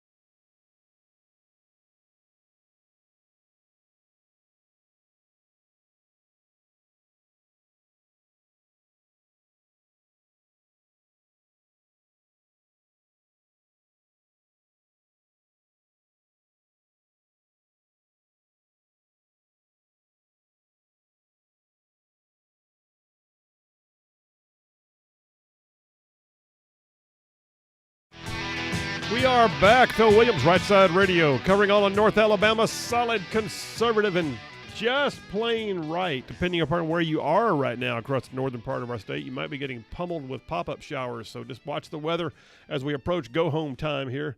So yeah, I'm still in number 2 of the Triple Dipper. This is gonna wrap around to the next half hour, I guarantee you. Good guys with guns. If you want to call in, I'd love to take those calls. 866-494-9866. I will say this. The first article that I had up was from Fox. And it continues to sort of outline the fact that the liberal media and the gun rights, they hate it when a good guy does something good with a gun, when a good guy stops a bad guy.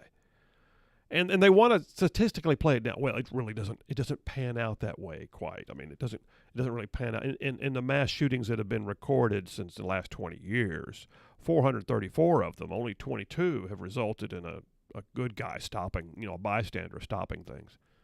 What's your point? I mean, what is your actual point? So what you're saying is those good guys, well, it didn't really count. Doesn't really count. Why? Did those 22 not save lives? My understanding is they did.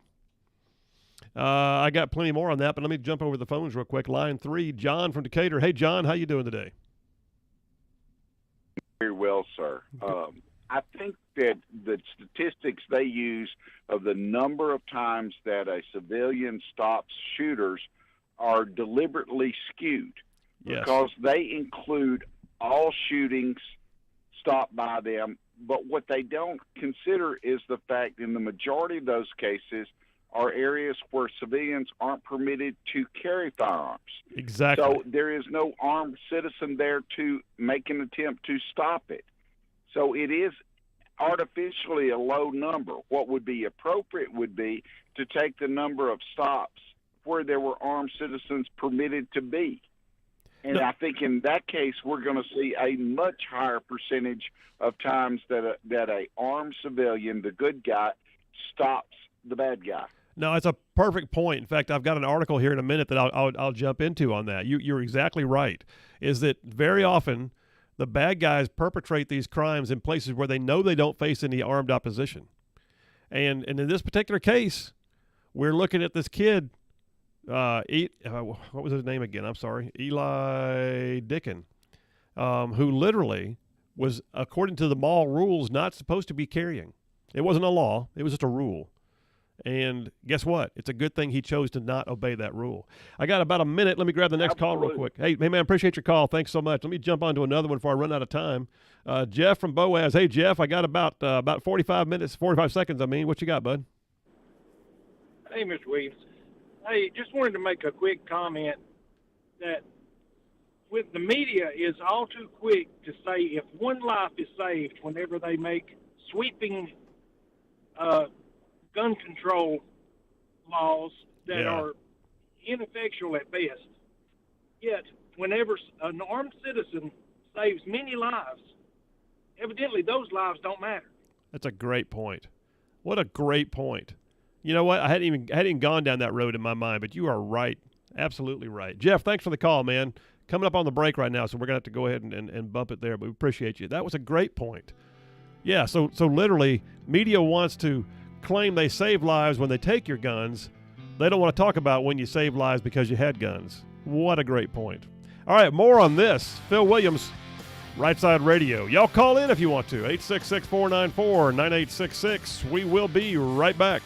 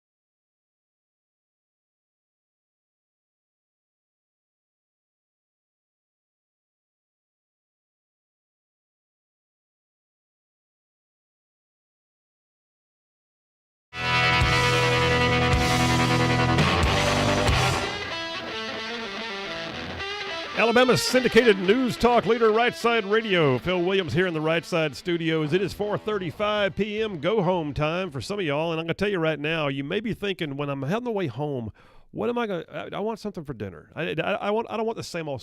I don't want to do the drive-through fast food line. I'm tired of French fries. You know, I'm just saying there's other options out there. One of which I got to suggest to you is this: Just Love Coffee Cafe. Yeah, but Phil, it's a coffee shop. No, it's Just Love Coffee Cafe. See, there's two parts of that. Just Love Coffee, yeah, they got great coffee. They got they got award-winning coffees. So you want a cappuccino, you want just a cup of dry roast, grind the beans fresh, make you a cup of black hot coffee, great. Absolutely. But they've got sandwiches, they got wraps, they got salads, they got waffles. They got breakfast you can have for dinner if you want to. 3 meals a day, Just Love Coffee Cafe. 2 locations, one on Hughes Road in Madison, the other on South Memorial Parkway in Huntsville near Whole Foods. I'm just saying, folks, I love these locations too. You can pick it up to go if you want to, take it to the house. You can pick it up in the morning on the way to work, but you can also just stop there and hang out a bit. Use the internet, enjoy the atmosphere, meet with some friends. I'm just saying, an alternative might be Just Love Coffee Cafe. 2 locations, once again, 2 locations, one in Hughes Road in Madison, the other on South Memorial Parkway in Huntsville. Hey, is that a live call on line 5, Kelsey? I think it is. All right, let me just do that. I'll jump over real quick. Line 5, Joe from Decatur. Hey, Joe, how you doing? Senator, how are you? I'm good, sir. What's on your mind? Good. You asked a question. For some reason, I'm getting feedback, but sorry about that. You asked a question about if somebody knows about people who have protected other people with firearms. Right. I'm looking at the NRA magazine dated, Rifleman dated, April 22, page 10, 1, 2, 3, 4, 5, 6, 7 articles on that subject. Yeah. So just thought I'd call and let you know that. Hey, man, I appreciate that very much. There's a lot of them around. I'm sorry. No, you're right. I appreciate that. In fact, I'm about to go into one of those lists right now, as a matter of fact. The NRA is great about gathering those stories and getting the word out. Yep. And, it happens all the time and everywhere. It does. But nobody talks about it. Hey, Joe, appreciate that. Thank you very much, man. And you have a great day. And listen, he's right. That does not get – I'm about to do it myself. I'm about to go down a list of just some of those same – you know, the NRA is like the whipping boy for the Democrats right now, but it ain't working. It ain't working. They ran them out of New York. You know what they do? They set up shop in Texas. They're fine. They're still doing their gig, defending the Second Amendment. And, oh, by the way, if you're a member of the NRA, you do get their what's the name of the magazine? American Sportsman? I've forgotten the name of it. But you get their monthly, and they collect the stories of exactly what we're talking about. They collect the stories of the people who are the good guys with the guns who defend against the bad guys with the guns. Let me run down a couple things here. First of all, I will tell you this story I've got here on the Federalist, or from the Federalist, just kind of wrapping up this piece about that kid, Eli Dickin, who took out the bad guy in Indianapolis Mall. Eli Dickin, here's the details they've got. Are you ready for this? Eli Dickin, within 15 seconds of the bad guy beginning to shoot innocent victims, he pulled out his 9mm and fired off 10 rounds, and he hit the guy with 8 of them. That's rounds on target, 80% as a 22-year-old concealed carry permit holder. I'm just going to say, that's smoking right there. But he goes on to point out that the New York Times that did one of those, well, you know, there's really not that many of these that are resolved by armed bystanders. Well, so what? So they want to call it a statistical unicorn? So what? And it says, basically, he does some of the same things that I say or said a minute ago, that, you know, what does it mean when they don't show up? It means more people died.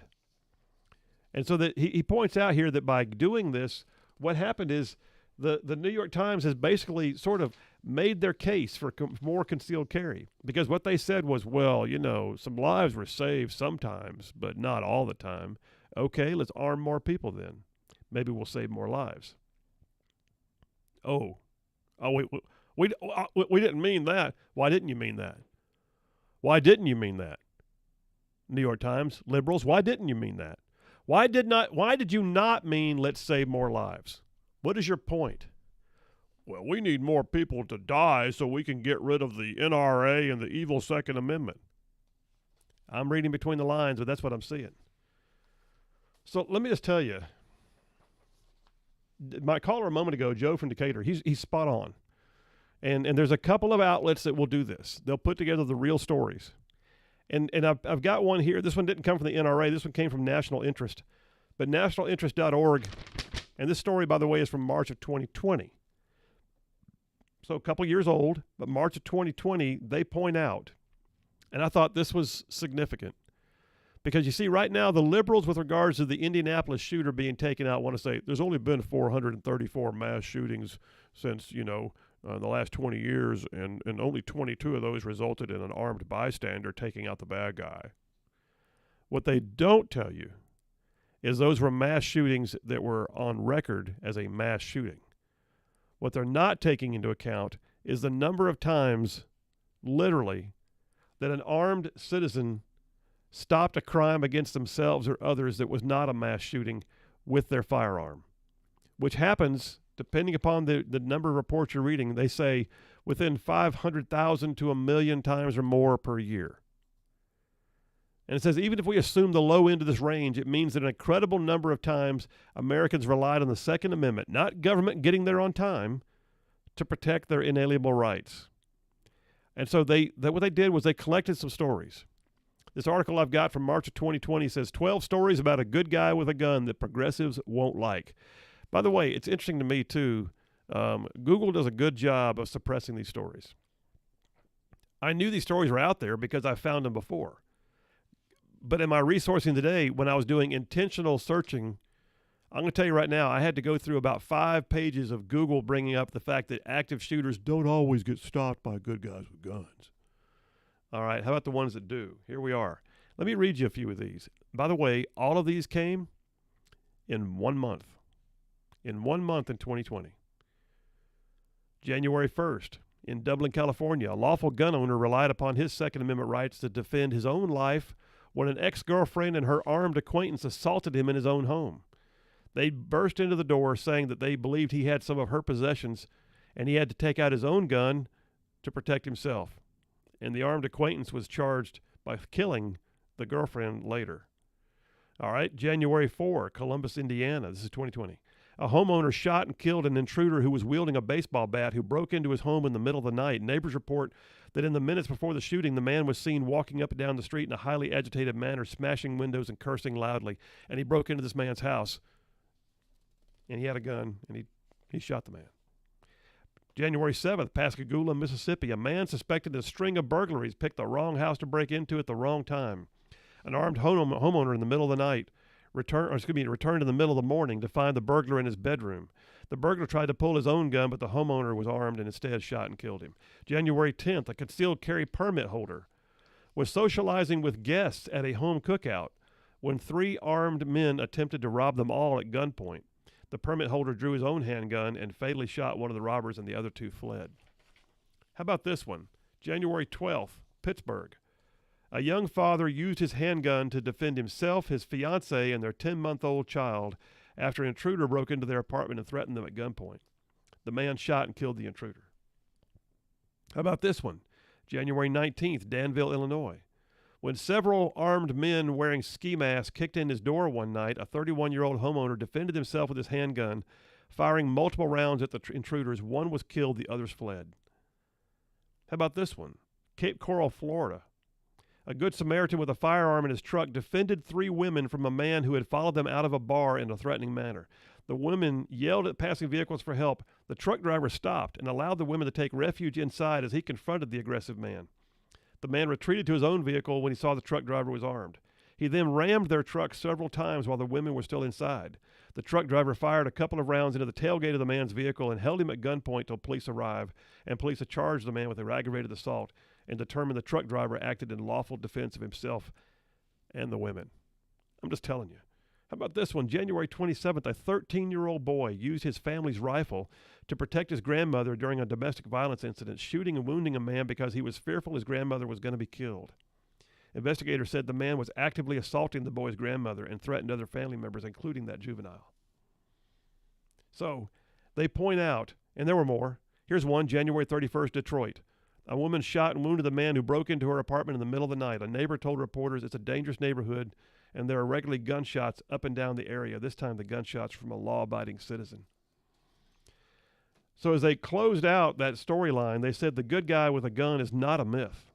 It's an integral part of American society, serving to protect individual liberties and increasing public safety.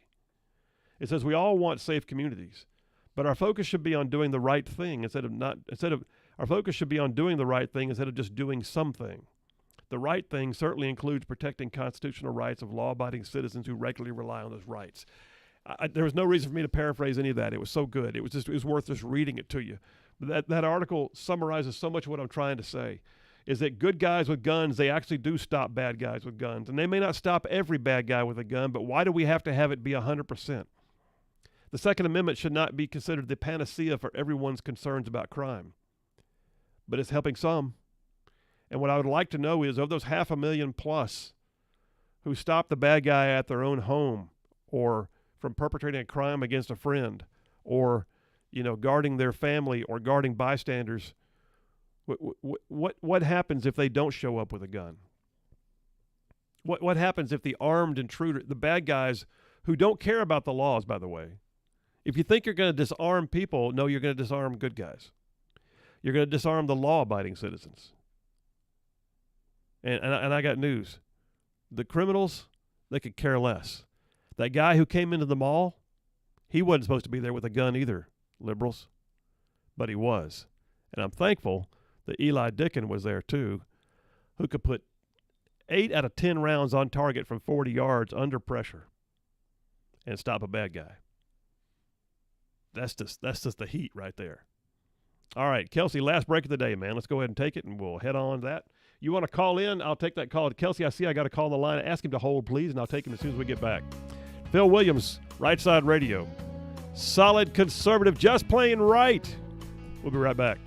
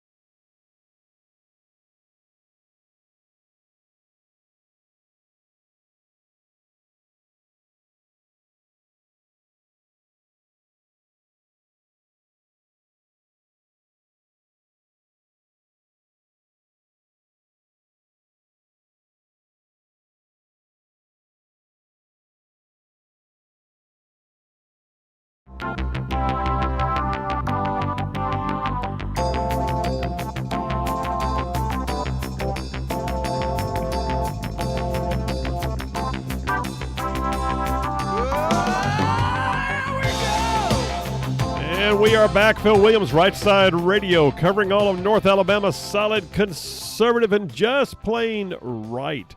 I got two folks that held on during the break, and I certainly appreciate that. Which one's first there? Line one, Kelsey, is that where I'm going first?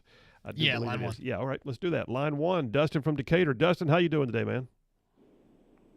What's going on, Phil? Rightside Ruffian here. Hey, appreciate it. Glad to hear it.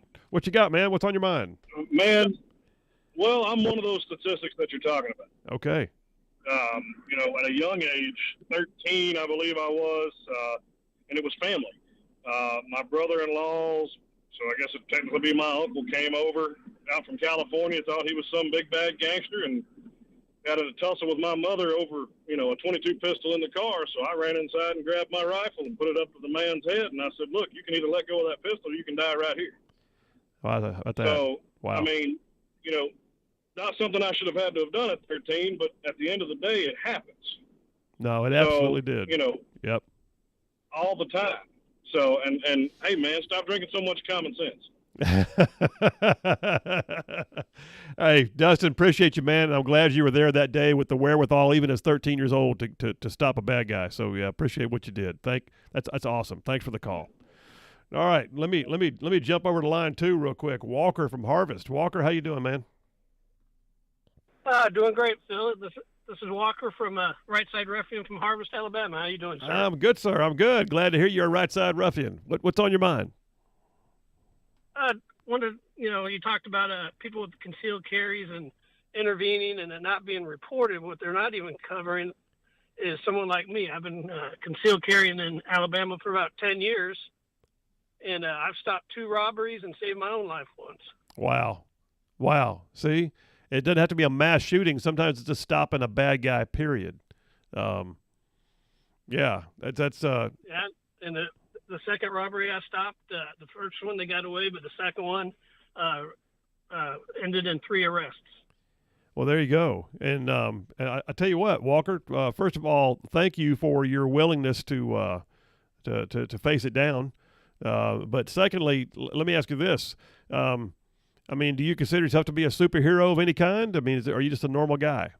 No, I'm a normal guy. Yeah, that's just it. And, I I really got it to protect my family after incidents we had in Florida. And I said, I need to be able to protect my family, and it just grew. Well, good enough. And, here we are in a state now that doesn't even require concealed carry permits, but some states are trying to make it even harder, though. Yes, they are. And when I travel cross country, I have to do like a plan of, all right, what do I do with my gun when I cross this state line, and what do I do with it when I cross this state line? Yeah.